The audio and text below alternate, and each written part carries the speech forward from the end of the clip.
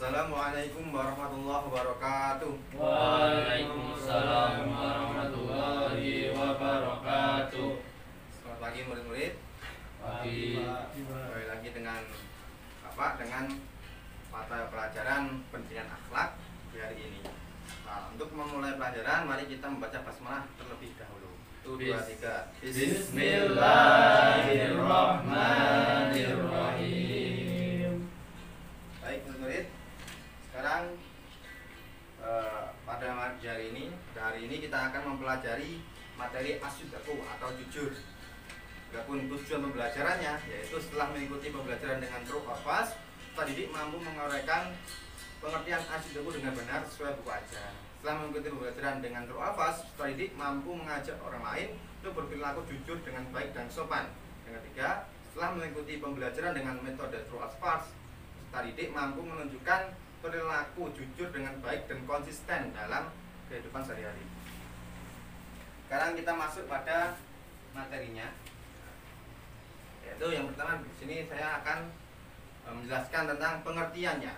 Adapun pengertian asyiddaku atau jujur secara etimologinya, yaitu asyiddaku berasal dari bahasa Arab asyiddaku atau sidik, yang berarti memiliki arti Indonesia benar atau nyata atau berkata benar atau juga jujur. Adapun definisinya secara terminologi, jujur adalah suatu sikap yang mencerminkan adanya kesesuaian antara hati, perkataan dan perbuatan.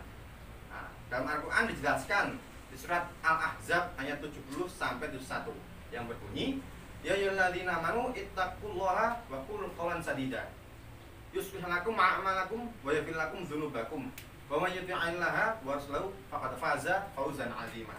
Yang artinya, hai orang yang beriman, bertakwalah kamu kepada Allah dan katakanlah perkataan yang benar. Niscaya Allah akan memperbaiki bagimu amal-amalmu dan mengampuni bagimu dosa-dosamu. Dan barang siapa yang mentaati Allah dan Rasulnya, sesungguhnya ia telah mendapatkan kemenangan yang besar. Adapun contoh sidik atau jujur di kalangan sahabat dahulu, saya ambilkan salah satu contohnya, yaitu ceritanya Ka'ab bin Malik. Nah, di situ ketika peristiwa perang Tabuk, di situ banyak sekali umat Islam yang pergi berperang bersama Nabi. Tapi juga ada beberapa, cukup banyak juga yang di situ umat Islam tidak ikut. Sudah diperintahkan ikut, tapi ternyata tidak ikut. Nah, kemudian ketika Nabi dan rombongannya pulang dari Tabuk ke Madinah. Nah, kemudian banyak dari orang-orang yang tidak ikut berperang tadi, di situ mereka beralasan kepada Nabi. Mereka ini adalah orang-orang munafik. Mereka beralasan kepada Nabi dengan alasan-alasan yang mereka rekayasa. Tujuannya agar tidak mendapatkan marah dari Nabi, agar tidak terkena marah. Namun Ka'ab bin Malik, dalam misalnya itu ada dua temannya lagi. Salah satunya Ka'ab bin Malik ini, dia mau mengakui kesalahannya, meskipun nanti tahu akan resikonya, tapi dia berani mengakui kesalahannya. Tidak seperti orang-orang munafik yang mereka menipu Nabi dengan alasan yang mereka rekayasa. Tapi Ka'ab bin Malik mau mengakui kesalahannya, yang akhirnya kemudian dia dikenai kafarat, yaitu diasingkan oleh umat Islam selama 50 hari. Selama 50 hari diasingkan, tidak diajak omong sama sekali. Sampai 50 hari. 50 hari itu sampai kemudian setelah 50 hari itu Allah baru menurunkan wahyu kepada Nabi Muhammad bahwa taubatnya Ka'ab bin Malik telah diterima oleh Allah setelah 50 hari itu. Nah, ada hikmah dari situ, dari cerita Ka'ab bin Malik itu, bahwasanya kita tetaplah harus berbuat jujur, meskipun resiko dari jujur nanti adalah mungkin hal-hal yang tidak kita inginkan, tapi kita mengedepankan kejujuran dahulu. Nah, banyak sekali orang yang sangat pintar, namun sedikit orang yang mau jujur. Karena itu tetap kedepankan kejujuran itu.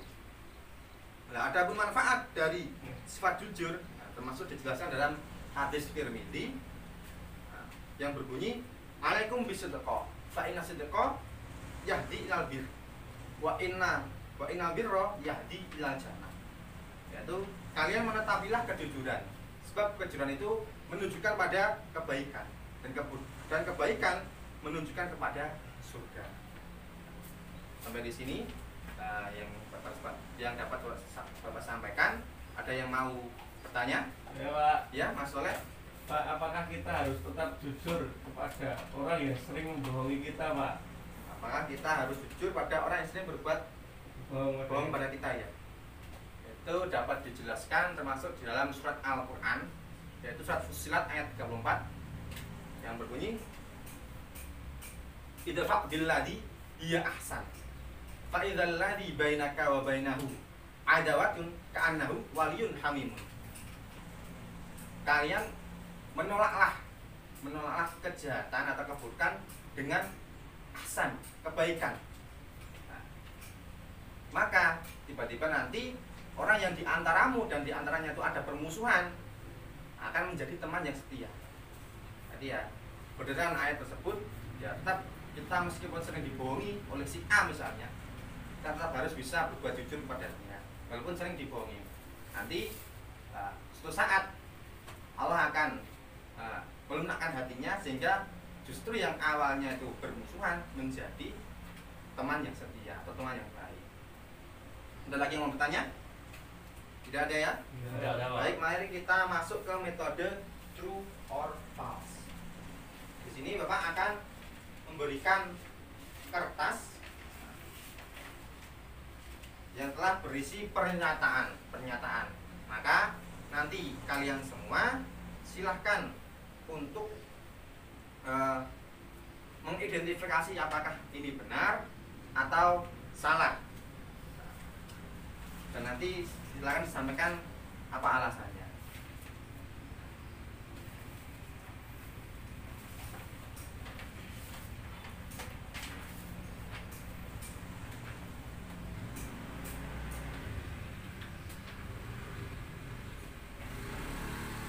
Baik, sudah cukup? Sudah tahu semua? Sudah, Pak. Sudah? Oke, baik. Sekarang yang merasa pernyataan itu benar, silahkan maju ke depan, memposisikan di sebelah kanan saya. Kemudian yang merasa salah, memposisikan diri di kiri saya. Silakan.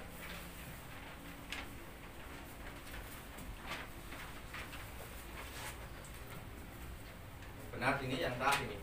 Sorry ini Mas. Ke sini. Baik, yang benar dahulu. Silakan dibaca dan apa alasannya benar.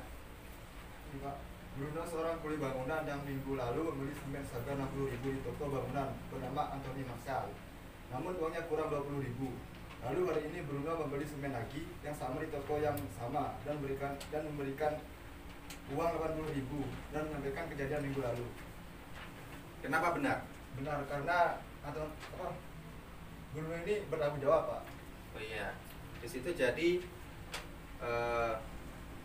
dulu ketika membeli suatu barang itu dia kurang membayar, lalu ketika membeli berikutnya dilebihkan sesuai kurangnya dahulu. Jadi dia tanggung jawab dan dia berlaku jujur dengan memberitahukan kejadian yang lalu.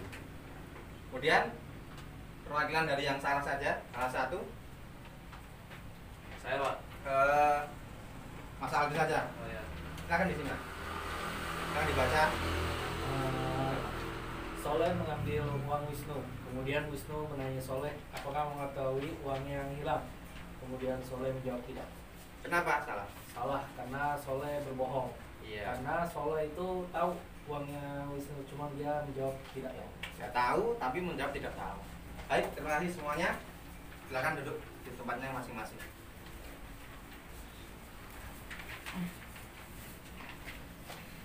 Kemudian Bapak ingin mengevaluasi pembelajaran kita pada hari ini. Yang tahu langsung angkat tangan ya. Yang pertama, apa pengertian asyiddaku? Ya Pak Rafian. Asyidku berasal dari kata bahasa Arab yakni asyidku asyidik yang berarti benar, nyata atau berkata benar. Definisi jujur adalah suatu sikap yang mencerminkan adanya kesesuaian antara hati, perkataan, dan perbuatan. Baik, benar. Yang kedua, Apa yang Anda lakukan jika mengetahui teman Anda merusak barang orang lain dan pemiliknya tidak tahu? Jangan Nah, bisa, Mas Jani, apa? Yang pertama itu menasihatinya Pak. Ya, Dia menasihati. mengakui kesalahan kemudian bertanggung jawab. Iya, beritahu untuk mengurus dan bertanggung jawab. Dan yang terakhir, bagaimana contoh perilaku jujur dalam kehidupan sehari-hari? Satu saja. Siapa? Mas Aldo apa? Mengakui kesalahan dan tidak lari dan serta bertanggung jawab. Iya, mau mengakui kesalahan, tidak mengelak atas perbuatan itu dan bertanggung jawab. Baik, sekarang Bapak akan memberikan kesimpulannya. Silakan kalian perhatikan, yaitu jujur adalah suatu sikap yang mencerminkan kesesuaian antara hati, perkataan dan perbuatan, harus sesuai semua. Nah, jadi antara hati, perkataan dan perbuatan itu sesuai, itu jujur. Karena itu Bapak memberi pesan kepada anak-anak semua supaya bagaimanapun keadaannya kita berusaha untuk jujur. Meskipun kita tahu akan resiko dari jujur itu, yang penting kita mengedepankan kejujuran terlebih dahulu. Karena bahasa ini tidak ukuran orang yang pintar, tapi ukuran orang yang jujur. Maka kalian jadilah orang-orang yang pintar, yang jujur. Ya Pak. Baik, sekian dari pembelajaran kita pada hari ini. Sebelum kita akhiri pembelajaran, mari kita membaca Alhamdulillah bersama-sama. Alhamdulillahirabbil alamin. Baik, Pak cukup sekian pada hari ini. Akhirul qouli hadza, wassalamualaikum warahmatullahi wabarakatuh. Waalaikumsalam warahmatullahi